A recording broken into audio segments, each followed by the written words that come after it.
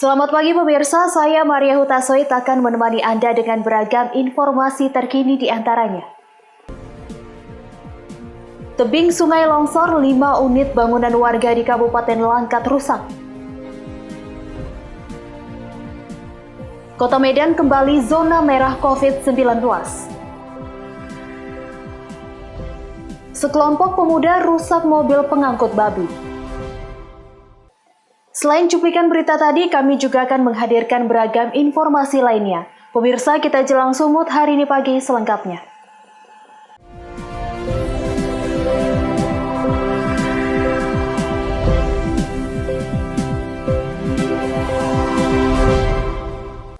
Kita ke informasi pertama pemirsa, 5 unit bangunan usaha warga yang berada di pinggir sungai, tepatnya di Desa Karyajadi, Kecamatan Batang Serangan, Kabupaten Langkat, Sumatera Utara, rusak rata dengan tanah akibat tebing sungai longsor. Pihak pemerintah berencana akan membuat akses jalan alternatif agar akses jalan warga tidak terganggu.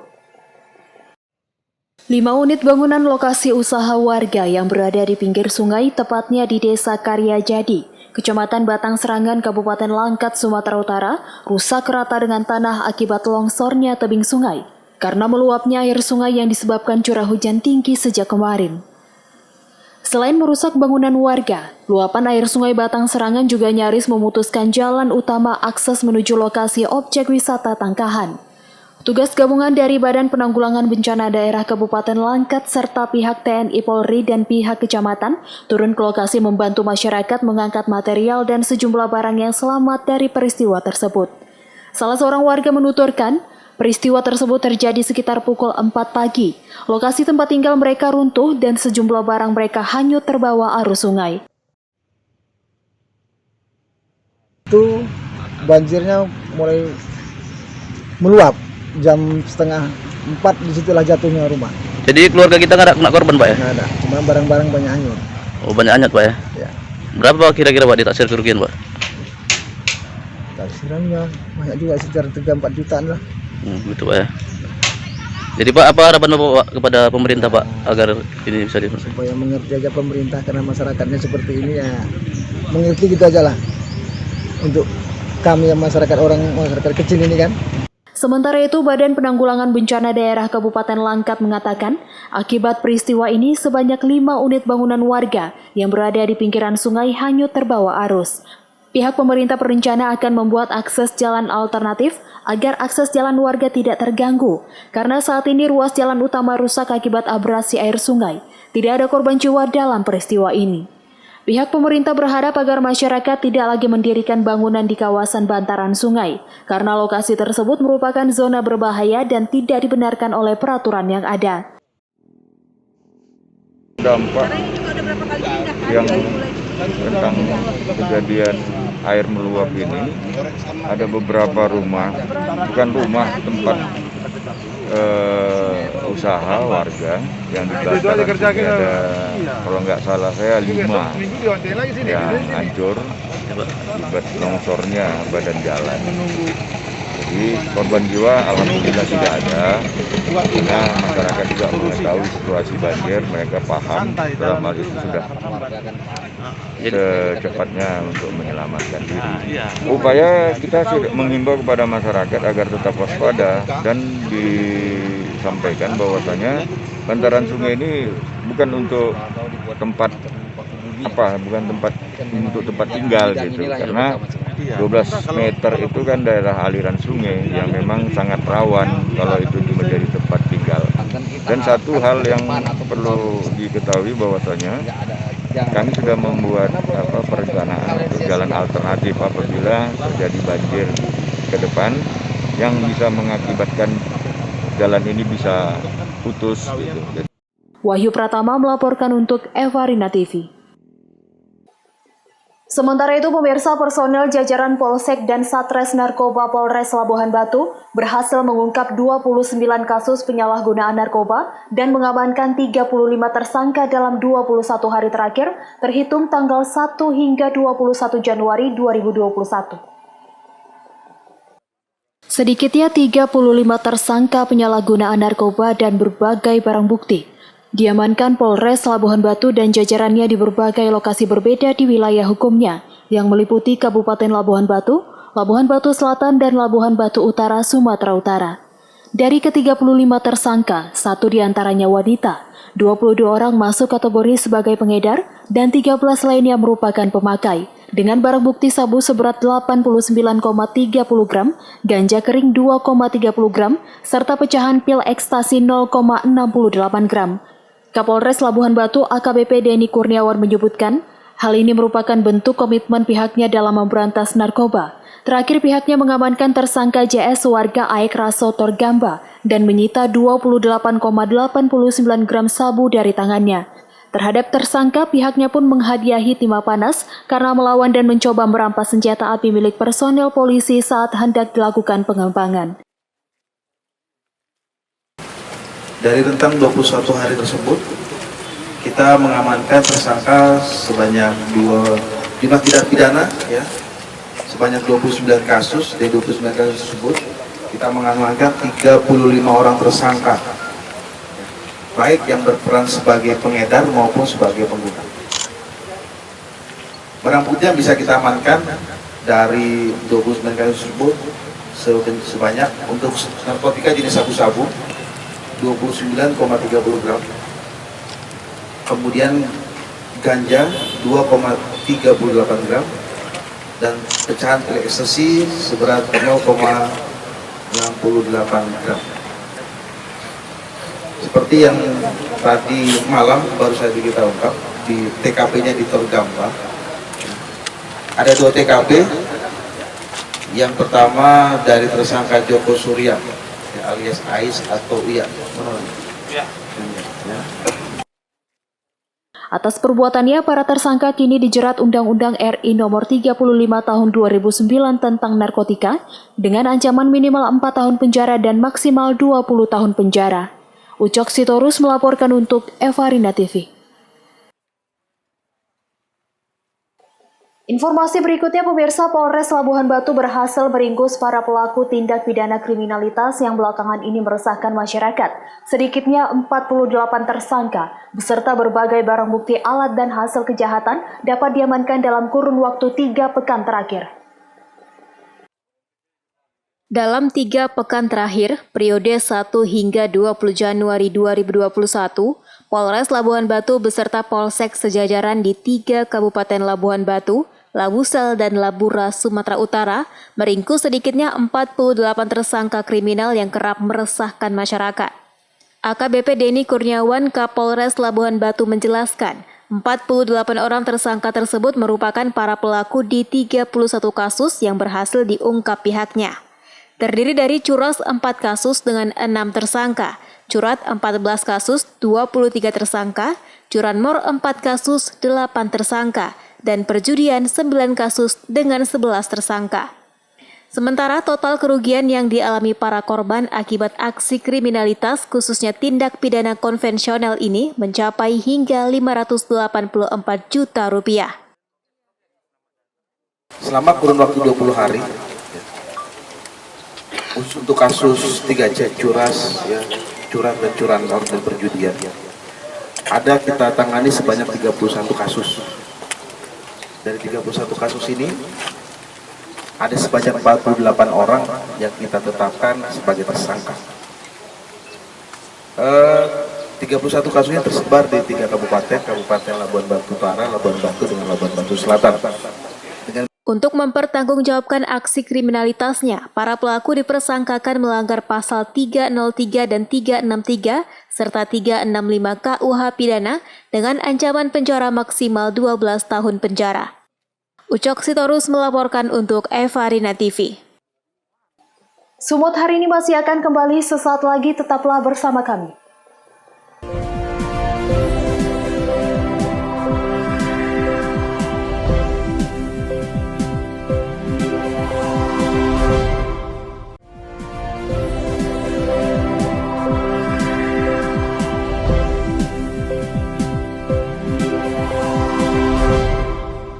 Terima kasih Anda masih bersama kami.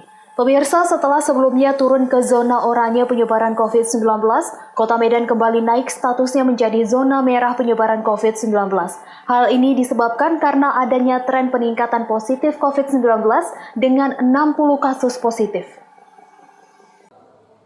Pemerintah Kota Medan terus melakukan pengetatan terhadap protokol kesehatan dengan rutin melakukan pemeriksaan, mulai dari rapid test, swab test, serta operasi justisi untuk menekan angka penyebaran COVID-19.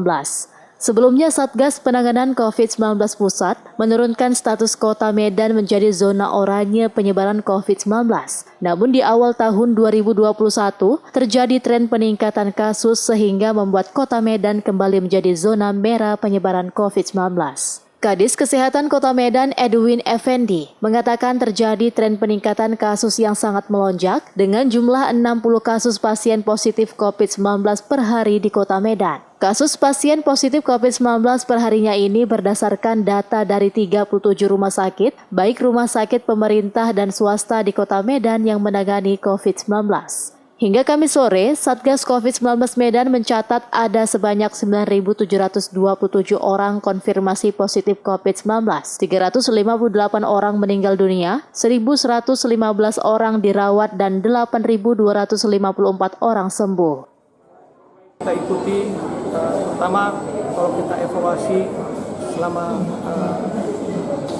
2019, ya, memang ada grafik masa akhir itu ada pernah penurunan, ya, puncaknya itu pada September masa puncak kejadian kasus, kemudian Oktober ada penurunan, tapi sekarang cenderung ini ada kenaikan kasus, ya. Rata-rata sampai 60 kasus per hari kasus positif di Kota Medan. Itu yang dilayani di semua rumah sakit yang memberikan pelayanan penanggulangan COVID, ya. Jadi ada 37 rumah sakit yang memberikan pelayanan penanggulangan COVID. Kota Medan sendiri sudah melaksanakan vaksinasi dengan target utama tenaga kesehatan. Diharapkan vaksinasi ini langkah yang tepat untuk mencegah penyebaran COVID-19 di Kota Medan. Daniel Pekwali melaporkan untuk Eva Rina TV.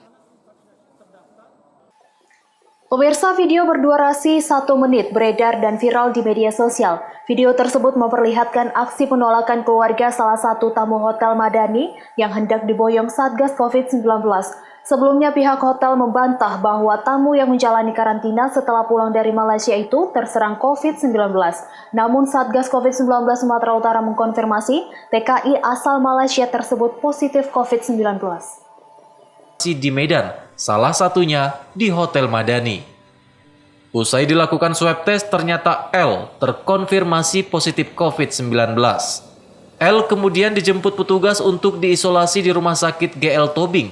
Namun, kedatangan petugas di hotel itu justru mendapat penolakan keras dari pihak keluarga. Sumut, kedatangan teman saudara-saudara kita dari WNI yang ada di luar, mereka melaksanakan cuti dan umumnya mereka sudah habis surat visanya dan mereka sebagian besar adalah tenaga kerja Indonesia. Pada beberapa hari yang lalu di Hotel Madani, kami sedang melaksanakan patroli dan ada laporan bahwa salah satu dari keluarga, yaitu Ibu Lindawati, dan ada keluarganya ingin mengambil karena perintah dari Bapak Gubernur dan aturan yang ada dari instruksi Presiden bahwa semua saudara kita yang datang dari luar negeri wajib melaksanakan isolasi.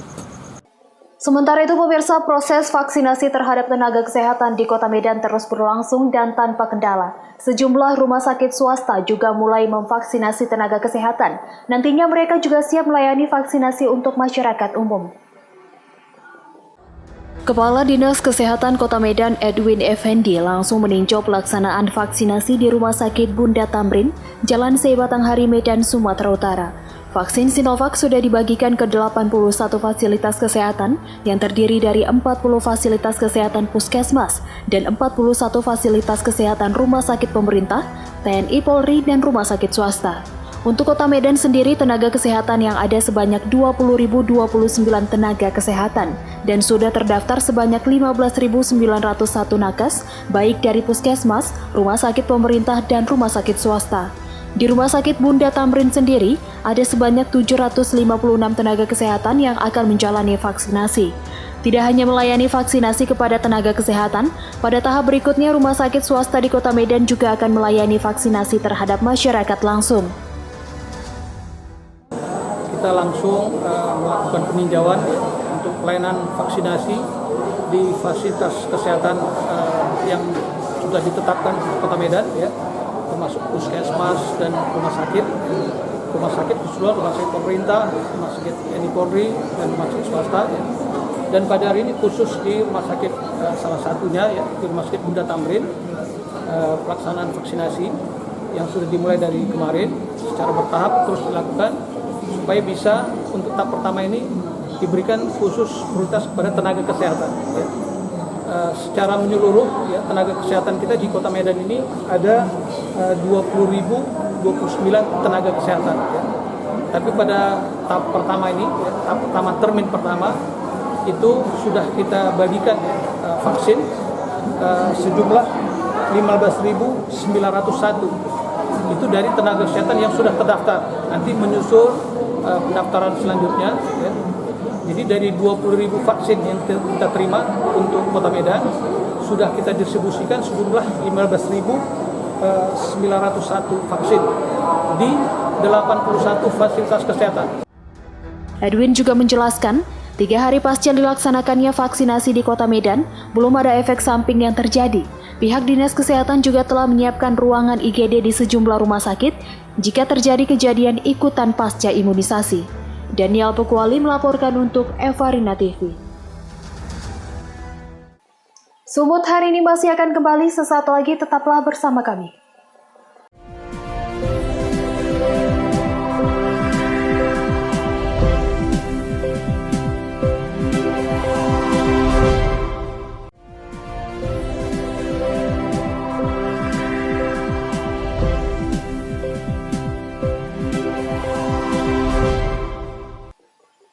Terima kasih masih bersama kami. Pemirsa, sekelompok pemuda menghadang dan merusak satu unit mobil yang sedang mengangkut hewan ternak babi yang sedang melintas di Jalan Dusun 3, Desa Kota Pari, Kecamatan Pantai Cermin, Kabupaten Serdang Bedagai. Sopir mobil pun juga mengalami luka-luka karena dianiaya puluhan warga. Beginilah video amatir warga saat merekam aksi anarkis sekelompok pemuda menghadang dan merusak mobil yang dikemudikan oleh Deslin Sinulingga beserta istrinya Herita Rosiani Borutarigan, warga Kecamatan Pancur Batu, Kabupaten Deli Serdang yang sedang melintas hendak menuju Desa Kota Pari untuk membeli hewan ternak babi. Menurut Kapolres Serdang Bedagai AKBP Robin Simatupang, peristiwa anarkis dan main hakim sendiri oleh sejumlah masyarakat ini karena adanya miskomunikasi dan provokasi terhadap warga terkait hewan ternak babi. Amarah warga dilampiaskan dengan memberhentikan mobil angkutan hewan ternak babi yang masuk ke desa mereka dengan dugaan warga datang untuk menjual babi ke desa mereka. Padahal kedatangan Deslin Sinulingga dan istrinya ke Desa Kota Pari tersebut untuk membeli hewan ternak babi ke rumah saudara Andi yang berlokasi di Dusun 4. Selanjutnya, puluhan warga yang sudah tersulut emosi ini mendatangi rumah pemilik peternakan hewan babi dan meminta pemiliknya untuk mengosongkan hewan ternak peliharaannya, serta melarang di desa mereka adanya aktivitas peternak babi. Ini ya kita di sini untuk menenangkan masyarakat ya karena ada miskomunikasi ya antara masyarakat dengan ada pedagang ya. Pedagang ternak babi, dia mau beli ternak kemari ke rumah Pak Andi, mau bawa ternak dan bawa mobil. Kebetulan di dalam mobil itu sudah ada ternak babinya, ada 1 ekor ya. Nah, oleh masyarakat ya, masyarakat ini Desa Kota Pari, Dusun 3 dan 2. Guna mencegah konflik yang meluas, puluhan petugas kepolisian dari Polres Serdang Bedagai dan Polsek Pantai Cermin langsung turun ke lokasi dan melakukan mediasi kepada masyarakat. Sementara korban yang mendapat perlakuan pengerusakan kendaraan dan penganiayaan saat ini sudah membuat pengaduan ke Mapolsek Pantai Cermin. Abdul Malik melaporkan untuk Evarina TV. Pemirsa, dalam rangka meningkatkan pelayanan kepada masyarakat, Dinas Kependudukan dan Catatan Sipil Kabupaten Simalungun sudah mulai memberlakukan layanan kepengurusan dokumen kependudukan dengan tatap muka. Walaupun pandemi COVID-19 belum berakhir, warga yang datang ke kantor Disduk Capil diwajibkan harus menerapkan protokol kesehatan. Dinas Kependudukan dan Catatan Sipil Kabupaten Simalungun, Sumatera Utara sudah mulai memberlakukan layanan pengurusan dokumen kependudukan dengan tatap muka. Kebijakan yang diberlakukan sejak pertanggal 1 Januari dilakukan dalam rangka meningkatkan pelayanan kepada masyarakat setelah sebelumnya mengutamakan aplikasi digital akibat pandemi COVID-19. Meski pandemi COVID-19 belum berakhir, warga yang datang ke kantor Disduk Capil di Pematang Raya untuk mengurus dokumen kependudukan diwajibkan harus menerapkan protokol kesehatan, seperti memakai masker dan mencuci tangan sebelum memasuki bidang pelayanan yang dituju. Pemerintah Kabupaten Simalungun melalui Dinas Kependudukan dan Catatan Sipil tetap mengimbau kepada masyarakat untuk melakukan pengurusan dokumen kependudukan secara online melalui website yang disediakan, yaitu Sihobas Online, atau datang ke kantor lurah maupun kantor camat di daerah masing-masing.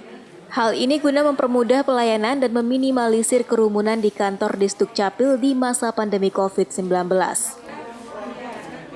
Pelayanan Capil Simalungun setelah adanya pandemi COVID-19 ini kita laksanakan melalui 2 jalur atau 2 tipe. Yang pertama kita lewat online, itu melalui aplikasi Sihobas.online, di mana Sihobas.online di setiap naguri, kelurahan, puskesmas, UPTD, kantor camat itu sudah ada user-user. Jadi masyarakat tidak perlu ngumpul, tidak perlu ke Capil, cukup melapor ke kantor Panghulu, kantor lurah. Tipe kedua itu pelayanan tatap muka seperti apa yang kita lihat saat ini di Capil. Warga yang dari 32 kecamatan menjauh datang ke Capil dengan harapan urusannya selesai, kan logikanya tidak mungkin kita suruh pulang. Selain melayani pengurusan dokumen dengan tatap muka, Disduk Capil Simalungun juga masih mengutamakan pelayanan yang menggunakan aplikasi Sihobas yang telah disediakan guna mempermudah pelayanan kepada masyarakat. Dosis Simarmata melaporkan untuk Evarina TV. Pemirsa, demikianlah rangkaian informasi dalam Sumut hari ini pagi. Saya Maria Huta Soed mewakili kerabat kerja yang bertugas pamit undur diri. Terima kasih dan sampai jumpa.